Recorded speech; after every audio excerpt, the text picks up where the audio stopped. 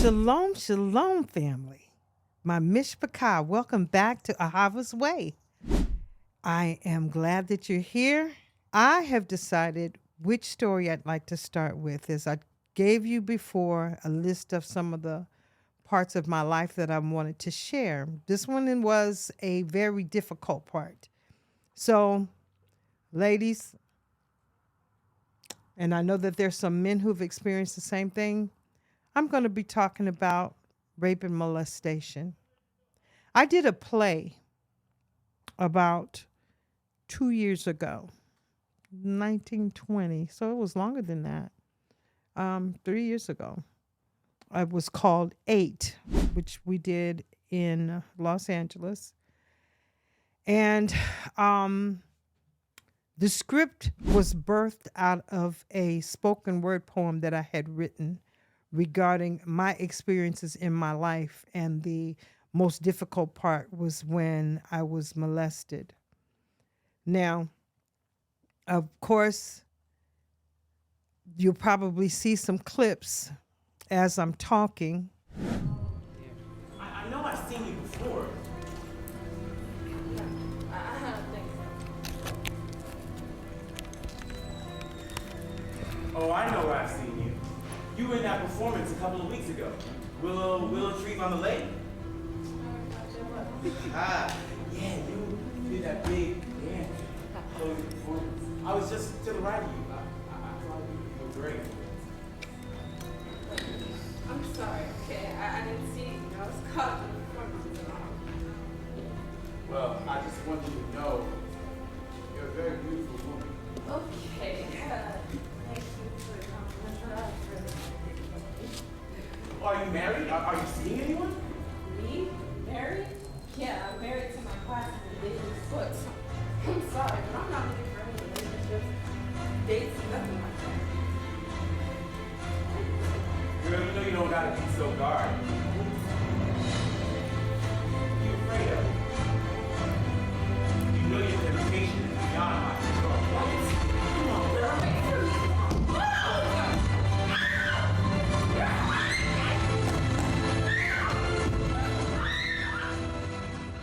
One thing that people truly haven't been able to grasp or understand is just how much that kind of assault affects a person. In this case, I'm going to say women. This thing lives with them because of guilt, because of shame, because how the enemy comes back and continues to browbeat you on why these things happen to you, how we end up wondering who is to blame, or we blame ourselves because of the things that were said to us during these encounters. So if you knew or know of anyone that possibly has been touched improperly by anyone, whether it's a grown man, whether it's a grown woman, whether it's an older teenager, you need to really look at that, because it causes a character change. There's a shift in the personality of a person that has gone through that assault. Mine was very angry. I was filled with fear of people. I was very untrusting, but I was exposed to trust a God or an Elohim that I can't see, but I was in the mindset where I couldn't trust men or women.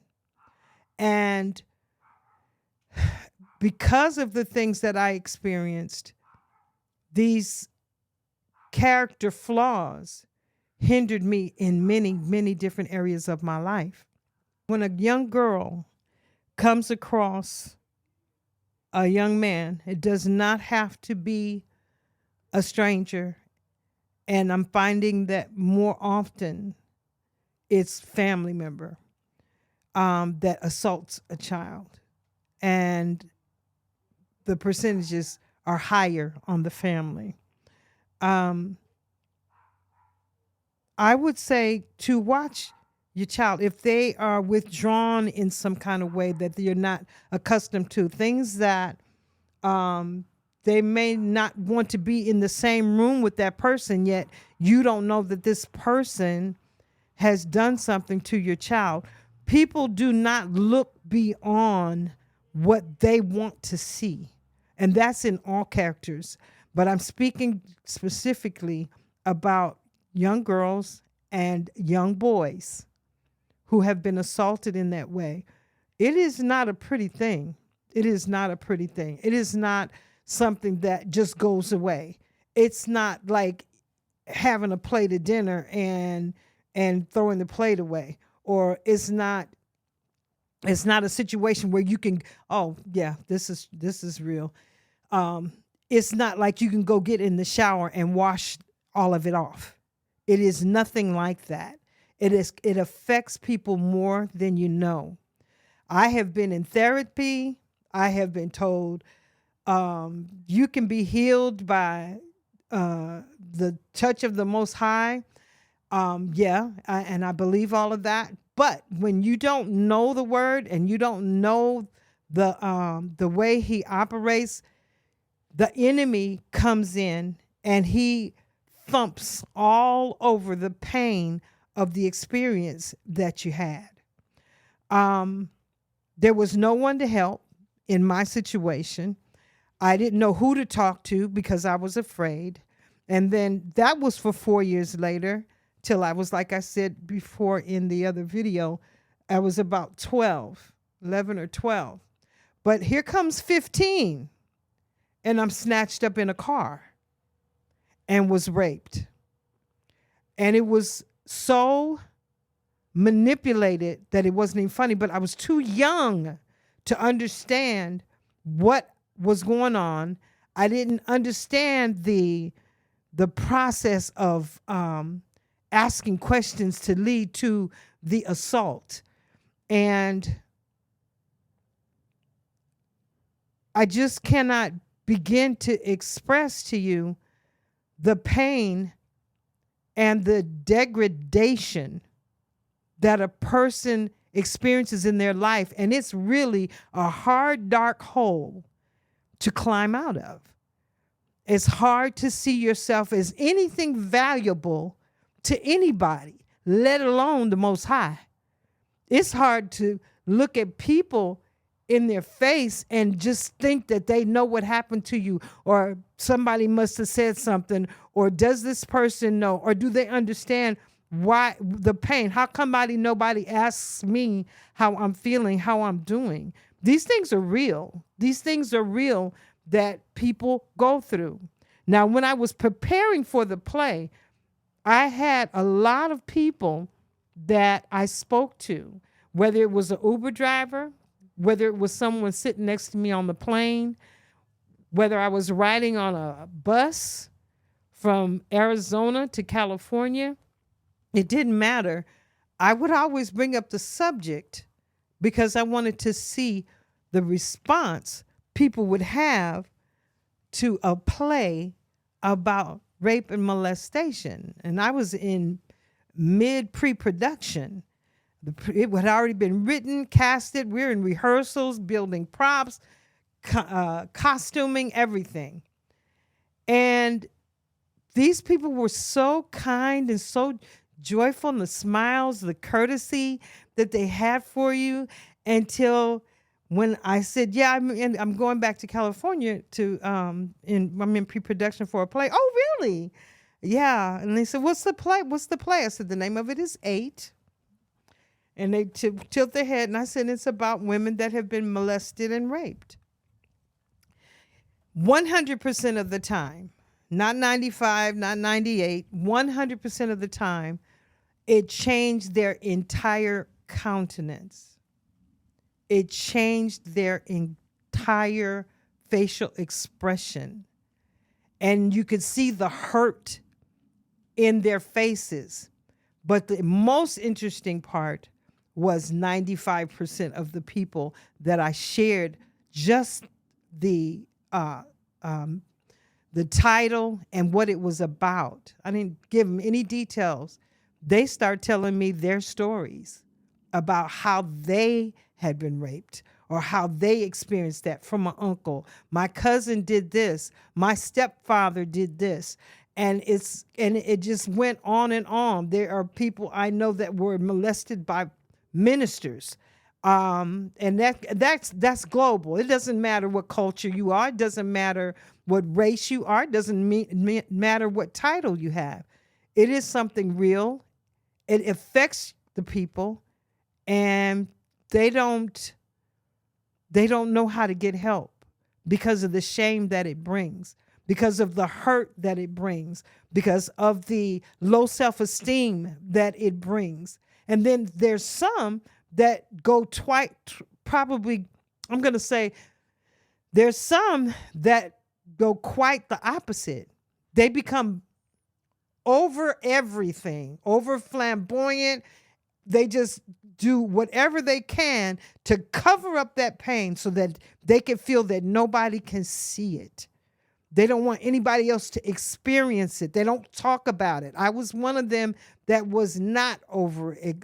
I didn't. I was more withdrawn from reality. I was more withdrawn from smiling, a real smile, having joy, a real laugh. Why? Because I was hurting.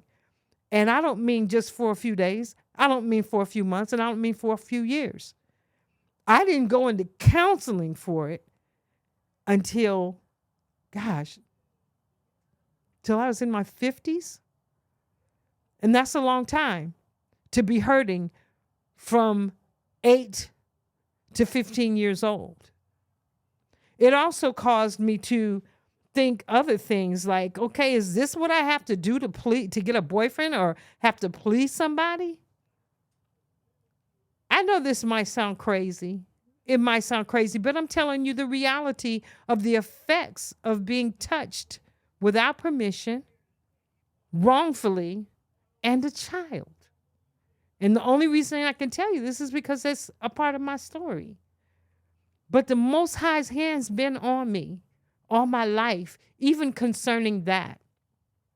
And I had to come to a place. I remember when the cousin that had molested me for those years, I get a call at 2:30 in the morning from my mother to let me know that he had passed away. I was so angry when she called me and told me that. I can't even begin to tell you how angry I was, because at the time, yes, I was in the church. I was a Christian praise team leader, working in the church, event coordinator, all of that, everything. And when I heard those words, I really did not give a darn. And that's not the way I said it then. I was really upset that she called me to wake me up to tell me that. That's how much pain that was for all of those years. For all those years, over 40 years, I carried that with me. But then the Most High started showing me how I needed to forgive the situation so that I could live, so that I could breathe. And it was a process. It wasn't something that I had that I could get in a moment. It was a practice of forgiving. And I had to learn how to forgive a lot of things and a lot of people. And so I went through a process of forgiving things, forgiving people for things that had happened to me that were wrong, that were truly wrong. And I've even had meetings with my children. When they were younger, we'd go to the park maybe twice a year for a while. And I gave them opportunities to talk to me, to tell me what it is that they may have questions about, or what it is that they want to know about that they don't talk about. And they had the open floor. I wasn't going to get mad. I just wanted to hear so that I could explain to them and give them some clarity about some things that they didn't understand. I remember my oldest daughter asked me, why is it that whenever you're telling us something, they were young teenagers at the time, why is it that you always say, you'll be in the middle of talking to me. They said, she said, you're usually in the middle of talking to me, and in the middle of you explaining something, you said, never mind, shut up, Yolanda. And I would say, I told her that, I told them because they were all there. When I say that, it's because I know that I don't want to be an overbearing mother. I don't want to be a mother that wants to beat you down for everything that you think, let alone what you say or do. There's things that you're going to have to go through that the Most High is going to have to walk you through. And if I get in the way, you don't learn the lessons. So there's sometimes that I will say that. I said I will try not to say it as much, but I will say this also. If you have a problem, why don't you just bring it to me and we'll talk about it? So that kind of cooled some things out. So my kids know that they're all grown. Like I said, my youngest is 36. No, 35. She's 35, right? Dree? Yes, she's 36. You're going to be what, 39? Yeah. So she's 35. Yeah, she's born in 88. Yeah. Yeah. Okay. So,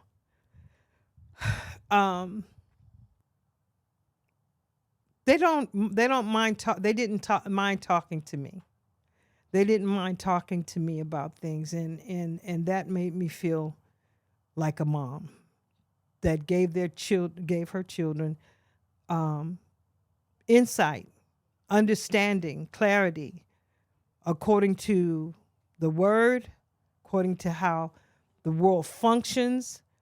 But now with what I know, man, it's a whole new ball game, a whole new season. And these past 7 years, my life has expanded in knowledge and understanding because of what the Most High told me.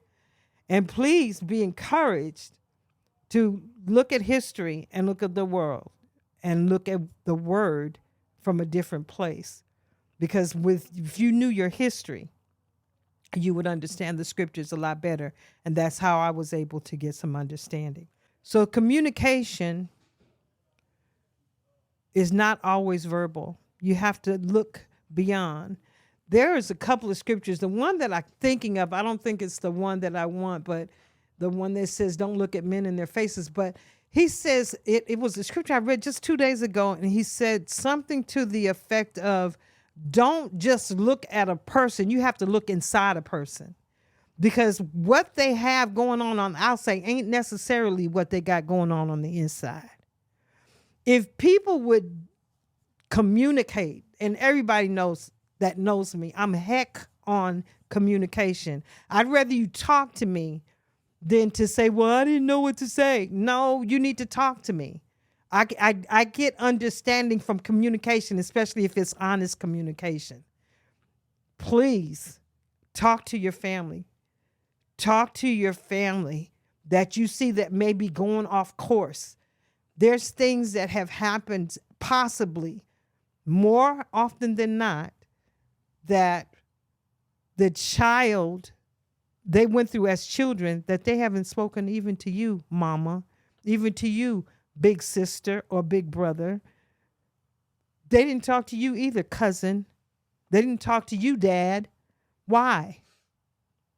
Because of shame, because of your reaction, because of your response, because of what you will do. And they may been put in a position, like in the play, might have been in a position where their assailant had threatened them to kill all y'all. You don't know what these kids go through when they're silent. So we have to be more cognizant of the spirit and the heart of the people that we love. Know their character. The Most High does heal. He's healed me. It isn't hard to talk about this anymore. My cast, 100%. We thought it was like 85, 90%. And we found out the night of the play that one of the actors did not know that molestation and rape was two different things. So we were unanimous at 100% of the cast of the females were molested and or raped in their lifetime. And when it came time for me to pay them after the performance was over and everything, they refused the money. They said no. Being in the rehearsals, listening to you speak to us, listening to the things that was going on with the others, I've learned and I've been experienced my healing, and it doesn't hit me like it used to. It doesn't affect me like it used to. There's things that are going on in all our families' life. It's not just that. There's other things that kids go through even as adults, but they don't talk about it. And I pray that you have given your children, and I hope that my children are open enough to me that if there was something that was really heavy on their hearts, but they don't know how to talk about it, I still say, let's talk about it. Let's deal with this, because when you're in bondage like that, when the enemy has you bound where you can't speak, where you can't move, where you can't think, where you feel shameful, where you feel like you're not good enough, all of those things, when you're feeling that way, trust me, it can be dealt with. They didn't raise themselves. And if they look to you for wisdom, you need to give them that. You need to love them through their pain, because you've already gone through yours and hopefully have been healed or delivered from yours, where you can help somebody else. Put on your oxygen mask so that you can help somebody else in your family, a loved one that needs help. We have to help one another, even if it's a good friend. Even some of our good friends, sometimes they need somebody to tell them the truth in a way that expresses love and concern, not to beat people down. Our people are some of the wildest people on the planet, because it's right there in Deuteronomy 28, where their brothers will be against brothers, mothers against sons, daughters against fathers. It's right there in the scriptures. But we don't see it because we're not reading it. And when you recognize that this is not of the Most High, He is letting us know what kind of people we are and what we do. That's what He's talking about when He's talking about a stiff-necked people. We don't want to listen. We don't want to hear. We think we know everything, and we don't. So I'm just saying, watch your children, pray over your children, teach them who they are. Give them some confidence about themselves. They are princes and princesses in the makings.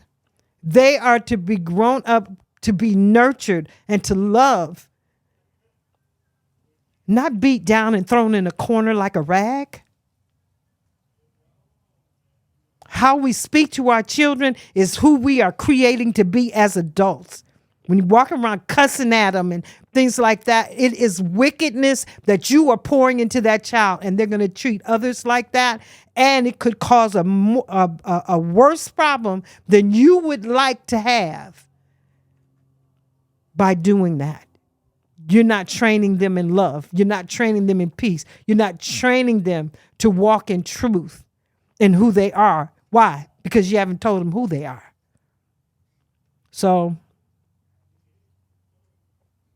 I pray, I really do pray that this is received in the heart in which it's given, because the Most High, He loves you so much. He has plans for you that you have not even dreamed about, you haven't even thought about or even considered. He loves His people, and there's nothing on this earth that he would withhold from you. But you have to pursue him. And that's one of the biggest things I've learned in this walk.